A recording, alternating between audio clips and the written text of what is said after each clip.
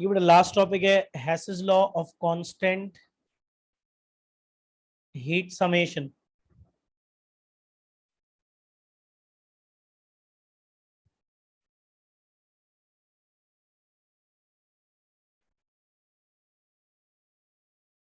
अच्छा भैया, हैसेस लॉ क्या है?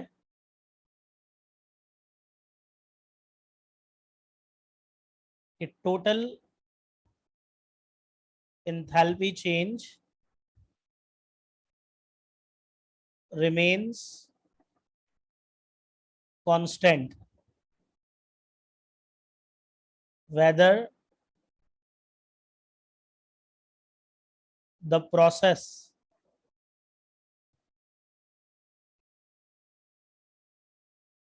occurs in one step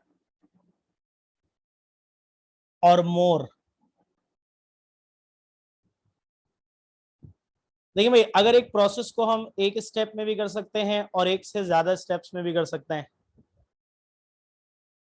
तो चाहे एक स्टेप में करें या एक से ज्यादा स्टेप्स में करें, टोटल एंथैल्पी चेंज सेम रहेगा। ठीक है भाई, अगर किसी प्रोसेस को एक स्टेप में भी किया जा सकता है और एक से ज्यादा स्टेप्स में भी किया जा सकता है। अगर प्रोसेस सेम है, प्रोसेस की initial and final state same है, तो चाहे हम एक ही स्टेप में प्रोसेस कर लें, चाहे एक से ज्यादा स्टेप्स में प्रोसेस करें, total change in enthalpy same रहेगा। That is why enthalpy change delta H को स्टेट फंक्शन कहा था हमने। रिमेंबर बेटा, स्टेट फंक्शन किन प्रॉपर्टीज को कहा था? वो प्रॉपर्टीज जो सिर्फ और सिर्फ इनिशियल और फाइनल स्टेट पर डिपेंड करती हैं, पाथ फॉलोड पर डिपेंड नहीं करती। तो अगर प्रोसेस सेम है तो ऑब्वियसली बेटा इनिशियल स्टेट और फाइनल स्टेट सेम होगी। तो चाहे मैं एक ही स्टेप में इनिशियल से फाइनल तक ले जाऊं, चाहे एक से ज्यादा स्टेप्स में लेके जाऊं, टोटल चेंज इन एंथैल्पी क्या रहेगा? सेम, क्योंकि वो एक स्टेट फंक्शन है, सिर्फ स्टेट्स पर डिपेंड करता है, पाथ फॉलोड पर डिपेंड नहीं करता। अब देखें भाई, लेट सपोज एक सिस्टम की इनिशियल स्टेट डी है, ए है, और प्रोसेस जो हम उसमें करेंगे तो वो फाइनल स्टेट डी में पहुंच जाएगा।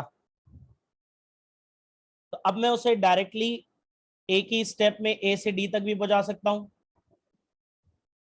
टोटल चेंज इन एंथैल्पी क्या आएगी? Delta H. और मैं उसे इंडिविजुअल स्टेप्स में भी पहुंचा सकता हूं, जैसे पहले ए से बी में कन्वर्ट करूं, ये पहला स्टेप होगा जिसकी enthalpy change delta H one. फिर बी से सी में कन्वर्ट करूं, ये दूसरा स्टेप होगा जिसकी enthalpy change delta H to. फिर सी से डी में कन्वर्ट करूं जिसका enthalpy change delta H three. तो हैसेस लॉ के मुताबिक अगर प्रोसेस सेम है, प्रोसेस की इनिशियल स्टेट और फाइनल स्टेट सेम है, ठीक है भाई, इनिशियल स्टेट भी सेम है और फाइनल स्टेट भी सेम है, तो चाहे एक स्टेप में लेके जाऊं या एक से ज्यादा में, टोटल चेंज इन एंथैल्पी क्या होनी चाहिए? सेम। तो मैथमेटिकली डेल्टा एच बराबर होगा delta H one plus delta H two plus delta H three. अब बेटा ये जो डेल्टा एच है,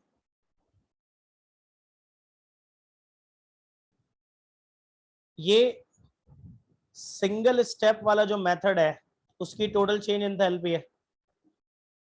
और ये जो delta H one plus delta H two plus delta H three है, ये तीन स्टेप वाले प्रोसेस की टोटल चेंज इन एंथैल्पी है।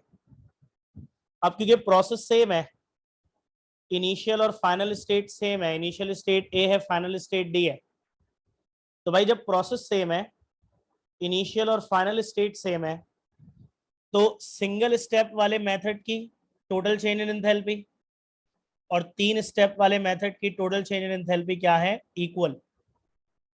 ये है हैसेस law of constant heat summation. ठीक है बेटा, ये बात समझ में आई सबको?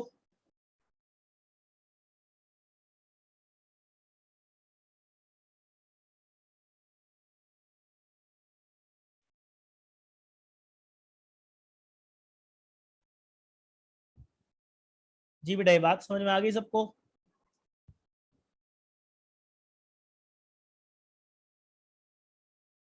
बेटा स्टेट फंक्शन की कई एग्जांपल्स में से एक एग्जांपल नॉर्मल एंथैल्पी चेंज है। रिपीट कर दूं तो बेटा आपको बताया हैसेस लॉ क्या है कि अगर मैं किसी प्रोसेस को एक स्टेप में भी कर सकता हूं और एक से ज्यादा स्टेप्स में भी कर सकता हूं। तो बेटा अगर प्रोसेस सेम है, इनिशियल स्टेट और फाइनल स्टेट सेम है, तो चाहे प्रोसेस एक स्टेप में कर दूं या एक से ज्यादा स्टेप्स में कर दूं, total change in enthalpy same रहेगा। ये है हैसेस law of constant heat summation.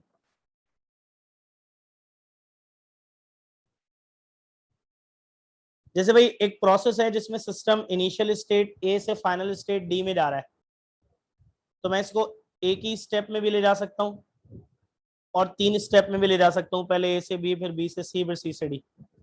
अब क्योंकि प्रोसेस सेम है, इनिशियल और फाइनल स्टेट सेम है, इनिशियल स्टेट ए है, फाइनल स्टेट डी है, तो एक स्टेप में लेके चले जाऊं या तीन स्टेप में लेके जाऊं, टोटल चेंज इन एंथैल्पी क्या रहेगी? सेम। तो मैथमेटिकली सिंगल स्टेप वाले मेथड की total change in enthalpy delta H, और तीन स्टेप वाले मेथड की total change in enthalpy delta H one plus delta H two plus delta H three.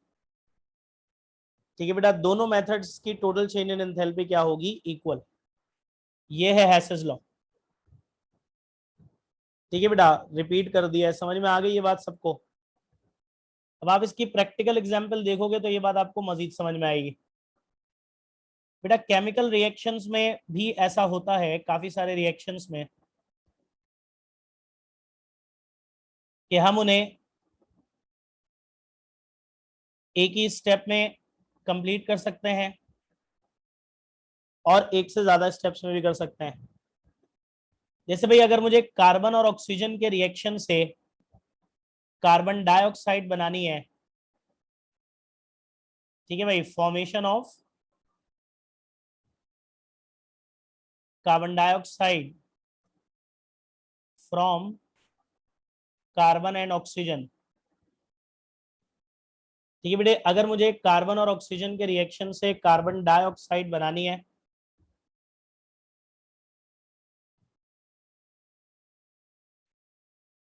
तो मैं ये दो तरीके से कर सकता हूं। पहला तरीका है single step.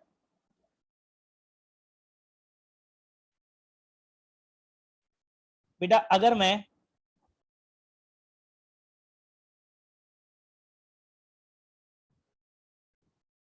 One mole carbon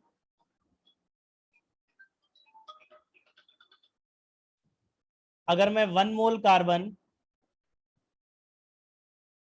और वन मोल ऑक्सीजन का रिएक्शन, वन मोल कार्बन के साथ अगर मैं वन मोल ऑक्सीजन का रिएक्शन करा दूं, तो एक ही स्टेप में कार्बन डाइऑक्साइड बन जाएगी, और इस सिंगल स्टेप वाले मेथड की टोटल चेंज इन एंथैल्पी है माइनस 393.5 किलो जूल्स होगी।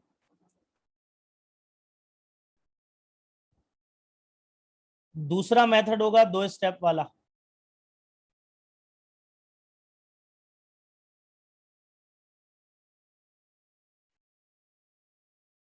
अगर मैं वन मोल कार्बन का रिएक्शन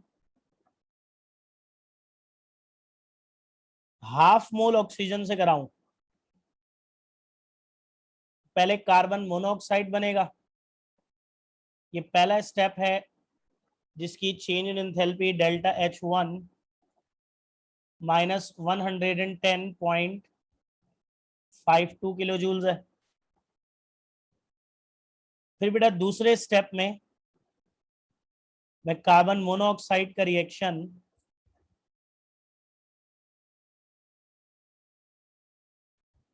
मजीद ऑक्सीजन से कराऊंगा,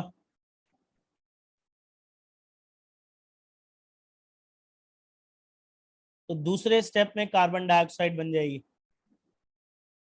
और इस दूसरे स्टेप की change in enthalpy delta H two minus 282.98 kilo joules है।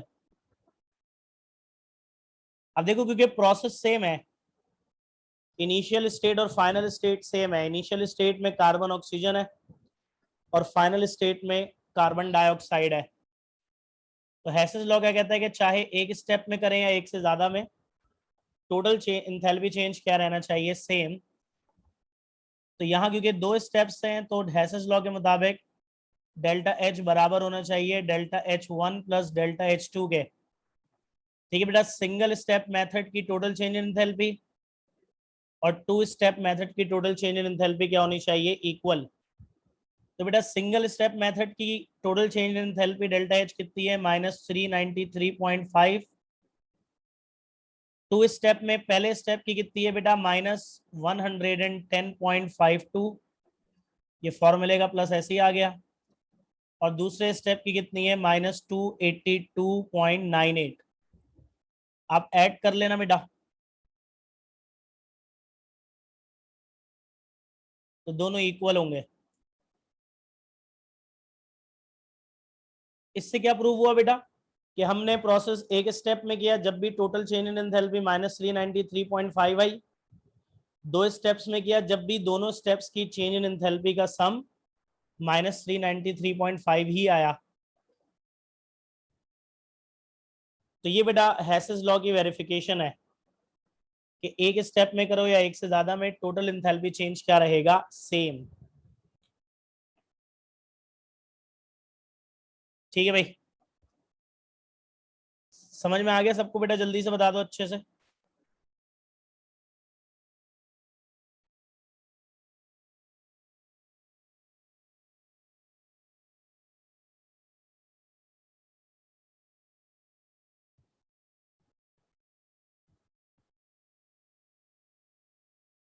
Finally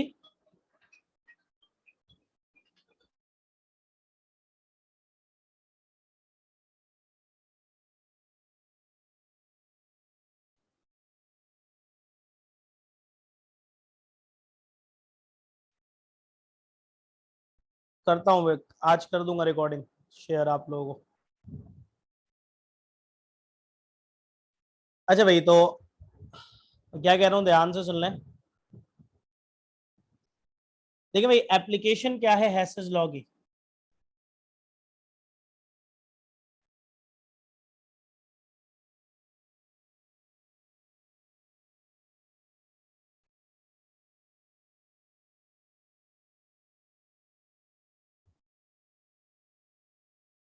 calculation of delta H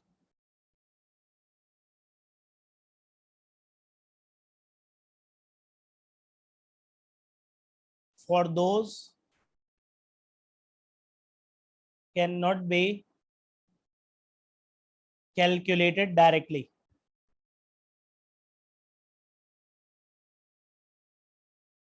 भाई जब हमने फॉर्मूला पढ़ा है डेल्टा एच का, enthalpy of products minus enthalpy of reactants, तो भाई कुछ रिएक्शंस की तो हम इस तरह से कैलकुलेट कर सकते हैं, लेकिन कुछ की हम डायरेक्टली उस तरह से कैलकुलेट नहीं कर सकते। जैसे कि कुछ कंपाउंड्स ऐसे हैं जो अपने एलिमेंट से नहीं बनते, यानी कि अगर आप बात करें हम CCl4 की, तो CCl4 कार्बन और क्लोरीन के रिएक्शन से नहीं बनता। ठीक है बेटा, बल्कि ये मीथेन से बनता है। अब मैंने क्या बताया था आपको कि जब एक कंपाउंड अपने एलिमेंट से बनता है तो प्रोसेस में जितना एंथैल्पी चेंज होता है वो क्या कहलाता है, एंथैल्पी ऑफ फॉर्मेशन।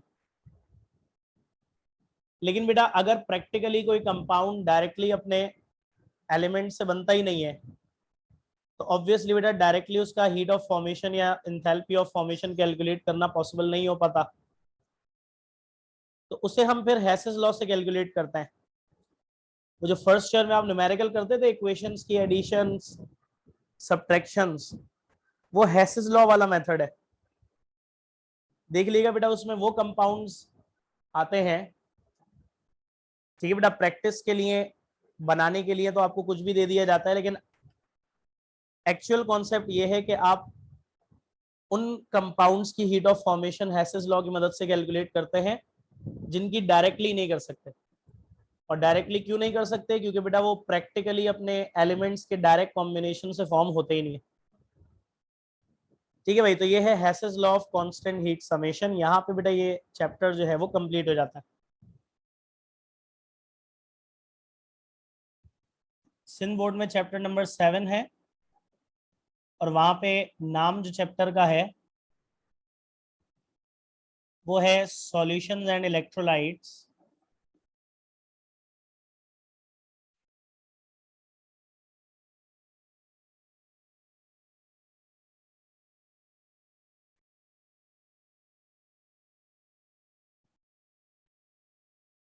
जबकि फेडरल बोर्ड में चैप्टर 12 है,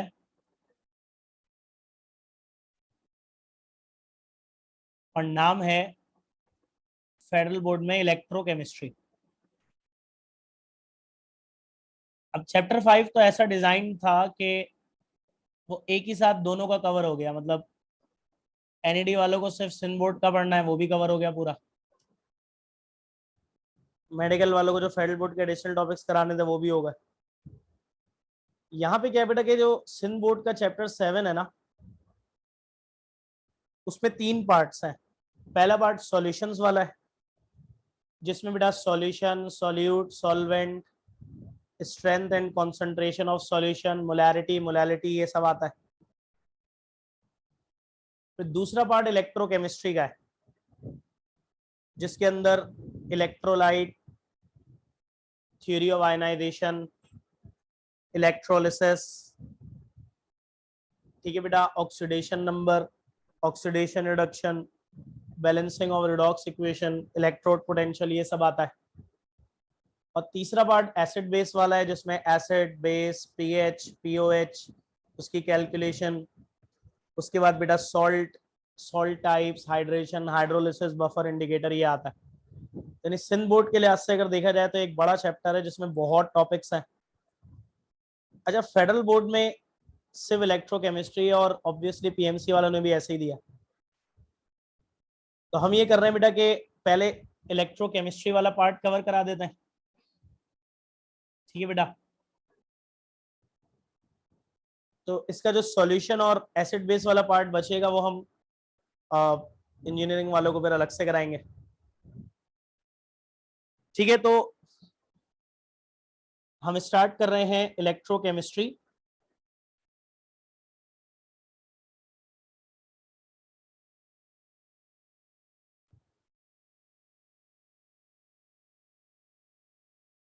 अब बेटा पीएमसी सिलेबस के मुताबिक इलेक्ट्रोकेमिस्ट्री का जो चैप्टर है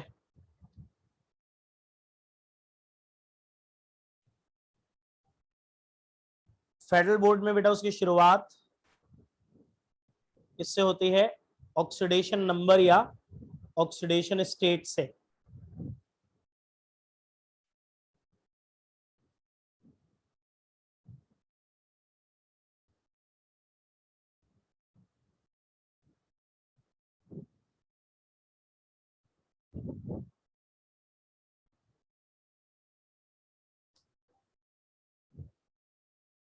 ठीक है भाई, तो पहला कॉन्सेप्ट जो इसमें है वो है oxidation number, also called oxidation states.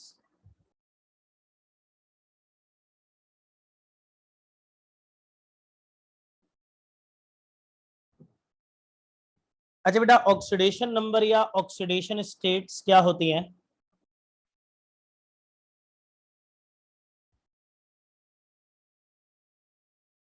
तो हम कहते हैं बेटा फॉर्मल चार्ज दैट इज मे और may not be real on an atom in a molecule।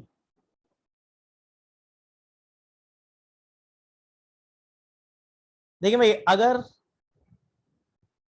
एक मॉलिक्यूल की बात की जाए तो मॉलिक्यूल में हर एटम पर कुछ ना कुछ चार्ज अपेयर हो रहा होता है। अब वो उसका रियल चार्ज भी हो सकता है और अपेरेंट भी हो सकता है, मतलब रियल भी हो सकता है और रियल नहीं भी हो सकता। यहां रियल चार्ज की बात नहीं हो रही, चाहे रियल हो या ना हो, मॉलिक्यूल में हर एटम पर जितना चार्ज अपेयर हो रहा होता है वो क्या कहलाता है, उसका ऑक्सीडेशन नंबर या ऑक्सीडेशन स्टेट। ये तो वो तरीका है जो सबसे कॉमनली फॉलो होता है हमारे यहाँ। लेकिन एक और वे है जो कि बेटा कैम्ब्रिज वगैरह में फॉलो होता है कि वैसे तो आपको पता है कि जी मेटल इलेक्ट्रॉन लूज करके पॉजिटिव आयंस और नॉन मेटल्स इलेक्ट्रॉन गेन करके नेगेटिव आयन बनाते हैं। लेकिन अगर हम अज्यूम करें कि हर एलिमेंट इलेक्ट्रॉन लूज कर रहा है और पॉजिटिव आयन बना रहा है, तो उस पर जितना पॉजिटिव चार्ज होगा वो क्या कहलाएगा, उसका ऑक्सीडेशन नंबर या ऑक्सीडेशन स्टेट। भाई जैसे नाइट्रिक एसिड में हमने पढ़ा था कि नाइट्रोजन का ऑक्सीडेशन नंबर +5 होता है। अब नाइट्रोजन तो नॉन मेटल है, नॉन मेटल इलेक्ट्रॉन लूज करके पॉजिटिव तो नहीं होता बल्कि इलेक्ट्रॉन गेन करके नेगेटिव होता है। इसका मतलब नाइट्रिक एसिड में नाइट्रोजन के ऊपर जो ऑक्सीडेशन नंबर या चार्ज +5 आ रहा है वो उसका रियल चार्ज नहीं है। तो बेटा हम अज्यूम करें अगर कि हर एलिमेंट इलेक्ट्रॉन्स लूज करके पॉजिटिव आयन बनेगा, तो जितना पॉजिटिव चार्ज उस पर आएगा वो क्या कहलाएगा, उसका ऑक्सीडेशन नंबर। आप यूं भी कह सकते हो कि भाई मेटल्स के लिए तो ये रियल हो सकता है, बट नॉन मेटल्स के लिए रियल नहीं होता बल्कि हमेशा फेक या अपेरेंट होता है। अब क्वेश्चन इस तरह से आता है कि कैलकुलेट द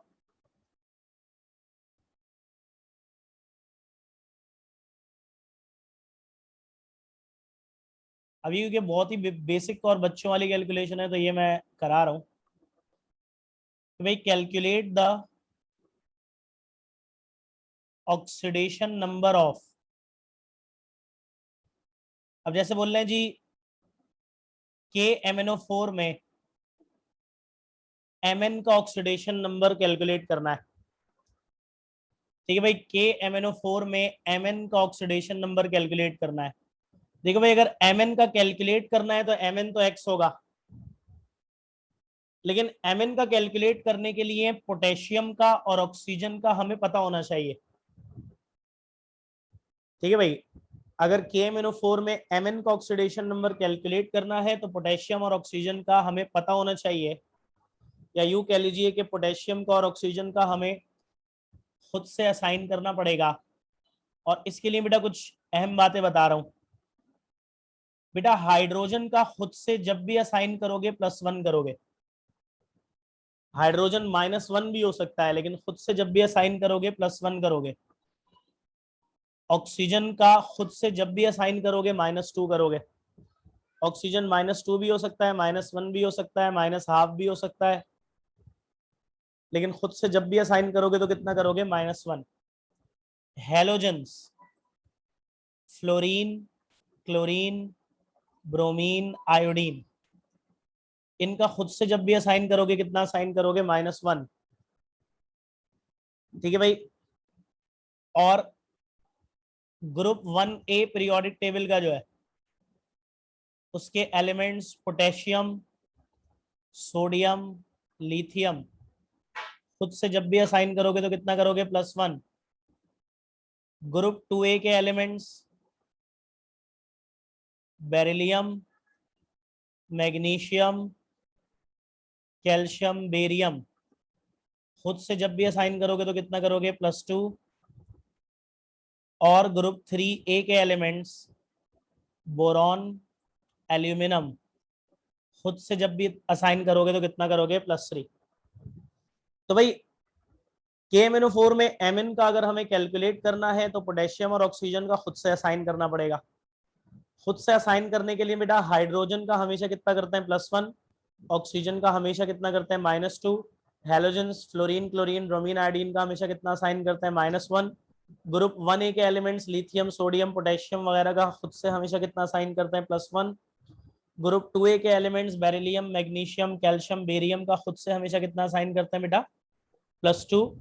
और ग्रुप 3A के एलिमेंट्स बोरॉन एल्यूमिनियम का खुद से हमेशा कितना असाइन करते हैं, +3। अब बेटा KMnO4 का निकाल में Mn का निकालना है। कैसे निकालेंगे, ध्यान से देख लें बेटा। पोटेशियम के फॉर्मूला में एक एटम है तो आप 1 लिखोगे और आगे ब्रैकेट बना दोगे।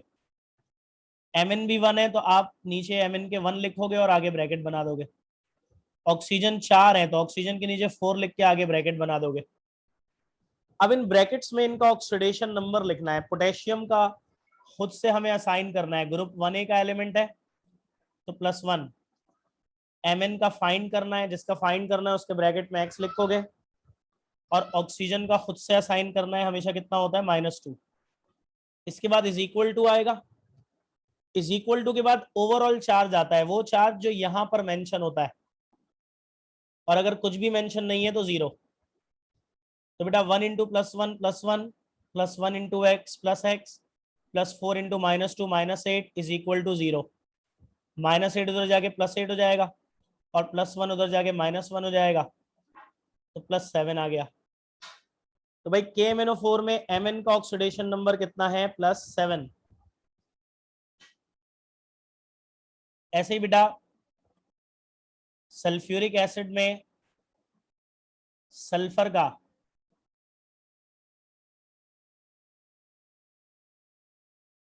अब जैसे कि मैं क्या बताया था बेटा आपको कि हर एलिमेंट के एटम्स लिखोगे। हाइड्रोजन के 2 हैं तो 2 आगे ब्रैकेट, सल्फर का 1 है तो नीचे 1 लिखोगे आगे ब्रैकेट, ऑक्सीजन के 4 हैं तो 4 लिखोगे आगे ब्रैकेट। ब्रैकेट में इनके ऑक्सीडेशन नंबर लगाने। हाइड्रोजन का खुद से हमेशा कितना असाइन करते हैं, +1। सल्फर का फाइंड करना है तो x। ऑक्सीजन का खुद से हमेशा करते हैं -2। इज इक्वल टू के बाद ओवरऑल चार्ज कुछ नहीं है यहाँ पे तो क्या आ जाएगा, 0। अब बेटा 2 into +1 +2 +1 into x +4 into -2 -8 is equal to 0। -8 उधर जाके +8 +2 उधर जाके -2 क्या आ गया, +6। इस तरह से डिटरमाइन किया जाता है ऑक्सीडेशन नंबर। ठीक है भाई, मीटिंग एंड हो रही है और क्लास को भी आज हम यहीं पे एंड करेंगे इंशाल्लाह। कल भी मैं क्लास लूंगा आपकी ऑनलाइन, टाइम बेटा रात तक कंफर्म कर दूंगा। ठीक है, अल्लाह हाफिज।